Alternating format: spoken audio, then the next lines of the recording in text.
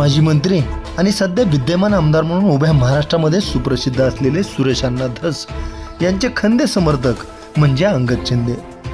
आष्टी तालुक्यातील पोखरी आणि आंधळेवाडी या ग्रामपंचायतीचे ते सरपंच म्हणून उत्कृष्ट कार्य करत आहेत। धस अण्णा यांच्या मार्गदर्शनाखाली राजकारण आणि समाजकारण करतात। यांचे मामा मागील काळामध्ये 10 वर्षे सरपंच होते, त्यानंतर त्यांचे मेहुणे 5 वर्षे सरपंच होते, तर हे अंगद शिंदे देखील मागील पंचवार्षिकमध्ये उपसरपंच होते आणि या पंचवार्षिकमध्ये ते सरपंच झालेले आहेत। सध्या अण्णांच्या माध्यमातून अनेक कामे त्यांनी केलेली आहेत। गावाला तंटामुक्त ठेवण्यासाठी त्यांचे मोठे कार्य आहे।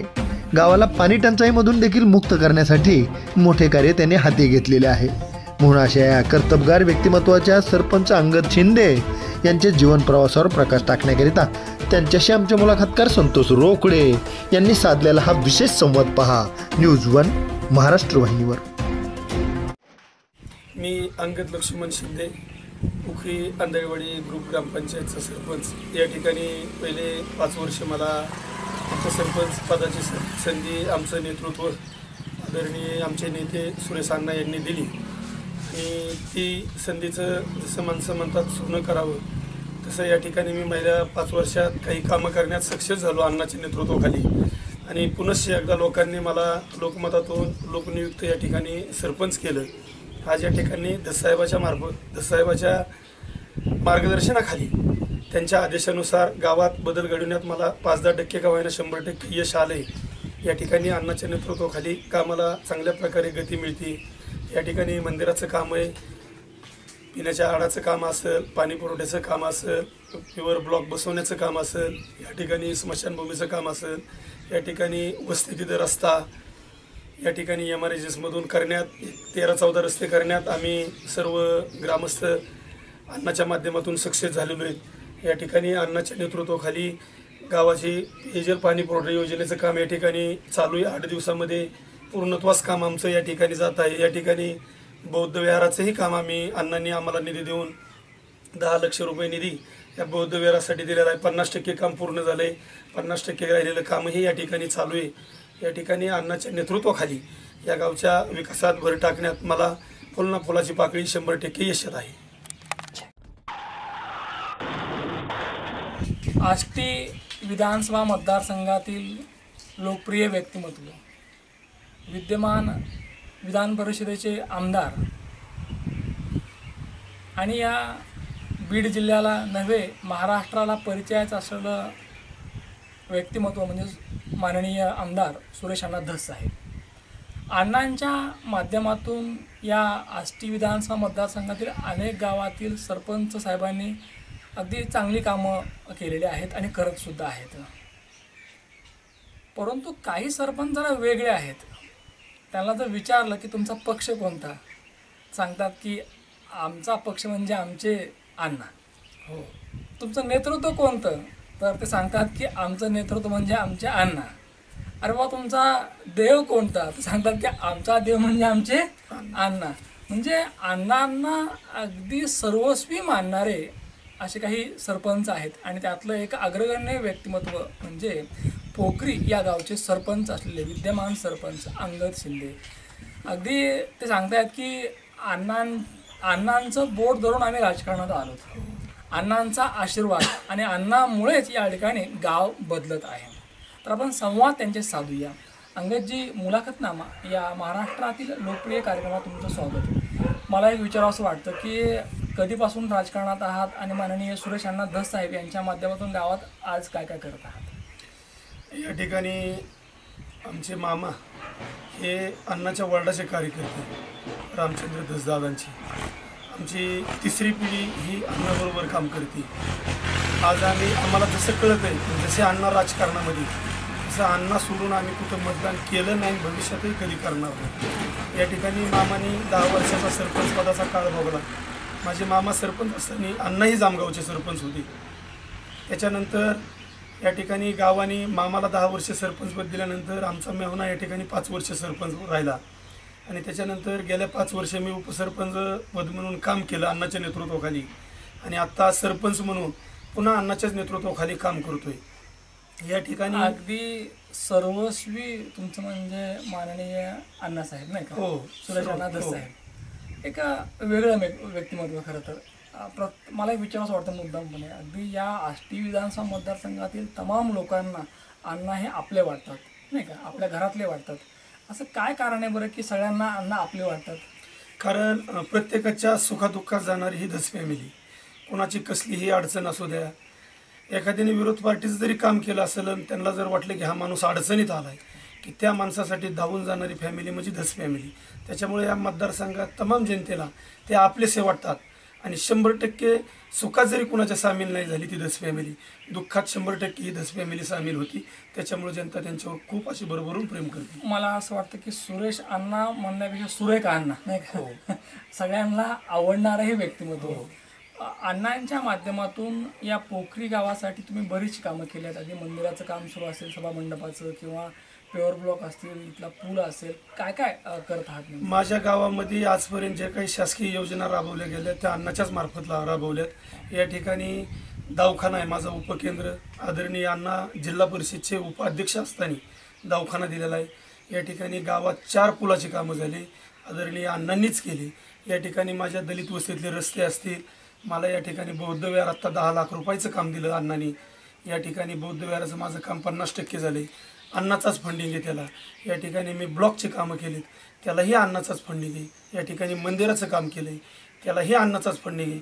असा कुठलाच राजकीय पुढारी नाही दुसरा की त्यांनी आमच्या गावासाठी, एखाद्या पुढाऱ्यांनी पुढे येऊन छाती ठोकून सांगावं की ह्या कामासाठी मी पैसे दिले. फक्त सर्वस्व निधी या ठिकाणी सुरेश अण्णा आणि सुरेश अण्णाचाच या गावाला. मला अंगाचे विचार असं वाटतं की पहिल्यांदा उपसरपंच होत नाही का, हो, तर उपसरपंच आणि आता सरपंच म्हणजे तुमचं प्रमोशन झालं खरं तर. हो. काय सांग म्हणजे परत परत जेव्हा लोक आपल्याला संधी देतात तेव्हा आपण काम करतो नाही का, तर लोकांची मनं कशी आपण जिंकता? बघा का, माझा नेताच पूर्ण तालुक्याचे मनं जिंकतोय, मला गावाचे मनंही माझ्या नेत्यामुळेच जिंकलेत. कारण प्रत्येकाच्या सुखादुःखात जाण्याची आम्हाला अण्णामुळं सवय लागलेली. आज कुठल्याही माणसाचं कसलंही काम असो, अर्ध्या रात्रीचा जरी फोन आला तर आम्ही उठून तात्काळ त्या ठिकाणी जातो. लोकांना काय लागतं, आपल्या अडीनडीला उभा राहणारे माणसं बघतात आणि त्यांना त्यांच्या स्वतःत बदल लागतो. माझ्या गावामध्ये 120 विहिरी मी आता जलसिंचनच्या मंजूर केल्यात. आम्हाला ग्रामपंचायत ग्रुप आंधळेवाडी ग्रामपंचायत आहे माझी, पोखरी आंधळेवाडी, त्या ठिकाणी 80 विहिरी मंजूर केल्यात. जातीपातीचं कुठलंही राजकारण आम्ही अजिबात करत नाही. या ठिकाणी माझ्या ह्या गावामध्ये प्रत्येक समाजाचा घटक आहे आणि मला मानण्यापेक्षा माझ्या नेत्याला मानणारा हा वर्ग आहे. त्याच्यामुळे मी या ठिकाणी सरपंच आहे. निश्चितपणे तुम्हाला तर लोक मानतातच, परंतु सगळ्यात जास्त जर कुणाला मानत असेल तर ते सुरेश अण्णा धस साहेब नाही का. मला एक विचारच वाटतं की सरपंच म्हणून जेव्हा आपण ग्राउंड लेवलला काम करतो नाही का, गाव पातळीवर, त्यावेळेला अनेक लोक म्हणजे आपले जे गावकरी असतात, आपले जे बांधव असतात नाही का, त्यांच्या अनेक समस्या असतात ते डायरेक्ट सरपंचाला बोलतात नाही का. तर जेव्हा तुम्ही गावात फिरता, लोकांशी संवाद साधता, तर लोकांच्या नेमक्या काय तक्रारी असतात, त्यांचे काय म्हणणं असतं, काय गाणं असतं आणि त्याचं सोल्युशन काय असतं? आता लोकांच्या तक्रारी म्हणजे काय, तसे तर बांधावून सुद्धा वाद होते. माझ्या गावामध्ये अशी परिस्थिती 10 वर्षापासून की माझं गाव तंटामुक्तीत, मी उपसरपंच असताना तंटामुक्तीत पुरस्कार गावाला मिळालेला आहे.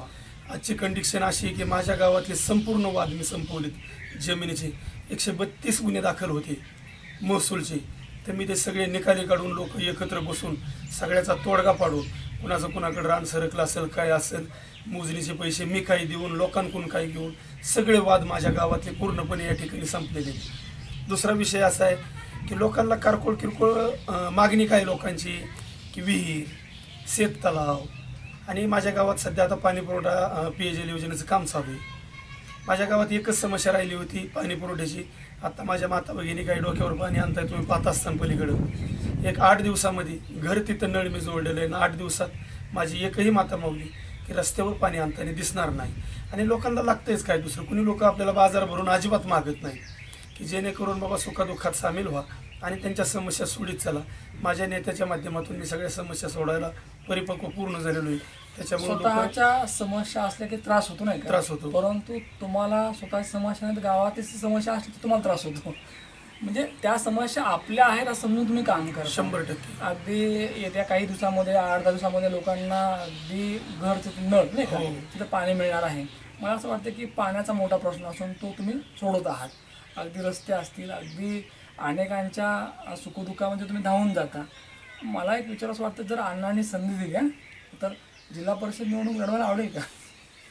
माझ्यापेक्षाही पॉवरफुल कार्यकर्ते आहेत अण्णाचे ह्या जिल्हा परिषद गटामध्ये आहे, त्या ठिकाणीच मी चांगला आहे. अच्छा, आणखी संधी भेटली तर आणखी काय वाटतं की स्वप्नातलं गाव कसं असेल नेमकं? या ठिकाणी 50% कामं पूर्ण झाली. मला एक आदर्श गाव बनवण्याची माझी इच्छा आहे. मी माझ्या नेत्यांना ती इच्छा बोलून दाखवली आणि त्या पद्धतीने ते मला सपोर्ट करतायत. एकखट्या बदल घडत नसतो, पण हळूहळू माझ्या पद्धतीने बदल चालू आहे. आपण स्टँडपासून शाळेपर्यंत आला असतात त्या ठिकाणी मी 100-200 झाडं लावली. आता माझं पाण्याचं टँकर यायला लागले. मी स्वतःच्या स्वखर्चातून त्याला ते पाणी टाकतोय, स्वतःची निगा करतोय. मी MRHSमध्ये सुद्धा झाडं बसवलेली नाही. झाडी असणं, गावाला एंट्रीला झाडी असणं अतिशय महत्त्वाचं आहे. माझ्या दलित वस्तीची कमान बघा. आत्ता मी काल माझी इथं आंबेडकर जयंती झाली, खूप मोठा समाज या ठिकाणी जमला होता. माझ्या कमानीचं काम या ठिकाणी लोकांनी फोटो काढून नेले की ही कमान कमी पैशात 1,60,000 रुपयात मी कमान बनवली. व त्याचं वाटतानीच लोकांना वाटतं की 8 लाख लागले असतील, 9 लाख लागले असतील. इतकी आकर्षक कमान बनवली. हे सगळं मी अण्णाच्या नेतृत्वावर म्हणजे नेतृत्वाखाली करू शकतोय. आणि मला गावात माझे ग्रामपंचायतचे सदस्य, ग्रामस्थ, कुठलाही माणूस कुठेही एकाही गोष्टीला मला आडवं लावत नाही. कारण त्यांना माहिती हे 1 रुपया कुठं खातही नाही आणि एकदम व्यवस्थितरित्या चालू आहे. मलाही काही विरोधक आहेत, पण ते सुद्धा आज माझ्या पाठीवर थाप टाकतात. काम या ठिकाणी खूप चांगलं चाललंय. आपला माणूस हक्काचा माणूस असं केव्हा लोक म्हणतात की जेव्हा तुम्ही लोकांच्या अडचणी दूर करता. अंगदजी अलगदपणे अडचणी दूर करतात. अगदी गाव तंटामुक्त आहे, डासमुक्त आहे, अगदी कुठलीच अडचण गावकऱ्यांसमोर नाही. आणि जरी असलीच तर या ठिकाणी अंगदजी समोर उभे असतात आणि माननीय सुरेश अण्णा धस साहेब यांच्या माध्यमातून अगदी प्रत्येक व्यक्तीपर्यंत विकास गेला पाहिजे, प्रत्येक घरापर्यंत विकास गेला पाहिजे यासाठी ते अगदी पुढाकार घेतात. पोखरी आणि आंधळेवाडी ही ग्रुप ग्रामपंचायत आहे, याच्या माध्यमातून दोन्ही गावांकडे त्यांचं लक्ष असतं.